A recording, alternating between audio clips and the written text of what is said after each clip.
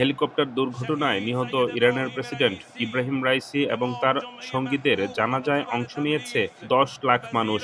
এ জানাজায় ইমামতি করেছেন ইরানের সর্বোচ্চ নেতা আয়াতুল্লাহ সৈয়দ আলী খামেনি। বুধবার সকালে তেহরান বিশ্ববিদ্যালয়ে ইব্রাহিম রাইসি সহ দুর্ঘটনায় নিহত ৮ জনের মরদেহের কফিন নিয়ে আসা হয়। এর আগে মঙ্গলবার তাবরিজ, কোম ও তেহরানের গ্র্যান্ড মুসাল্লা মসজিদে কয়েক হাজার মানুষের উপস্থিতিতে তাদের শ্রদ্ধা নিবেদন করা হয়। জানাজায় উপস্থিত ছিলেন ফিলিস্তিনি প্রতিরোধ আন্দোলন হামাসের রাজনৈতিক ব্যুরো প্রধান ইসমাইল হানিয়া এবং লেবানিজ হিজবুল্লাহ প্রতিরোধের deputy secretary general Sheikh Naim Kashem সহ ইসরায়েলের বিরুদ্ধে প্রতিরোধের অক্ষের নেতারা। এছাড়া বিভিন্ন দেশের নেতা, রাষ্ট্রপতি, রাষ্ট্রদূত এবং আন্তর্জাতিক ব্যক্তিরাও জানাজায় অংশ নেয়।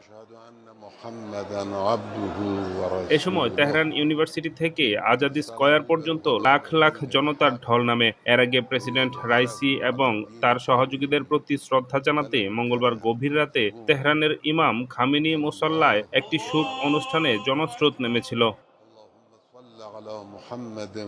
গত সোমবার সকালে ইরান সরকার আনুষ্ঠানিকভাবে হেলিকপ্টার দুর্ঘটনায় প্রেসিডেন্ট ইব্রাহিম রাইসি এবং পররাষ্ট্রমন্ত্রী আমির আবদুল্লাহিয়ানের নিহতের বিষয়টি নিশ্চিত করে। ওই দুজন ছাড়াও পূর্ব আজারবাইজান প্রদেশের গভর্নর মালেক রহমাতি, তাবরিজের জুমার নামাজের খতিব আল কাশেম এবং আরও কয়েকজন সেই হেলিকপ্টারের আরোহী ছিলেন।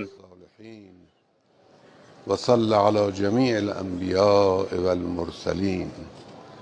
الله أكبر. الله أكبر.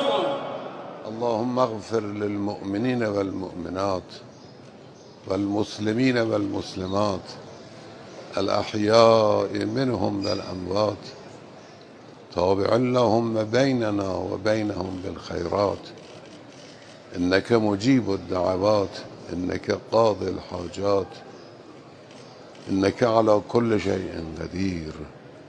الله أكبر. الله أكبر.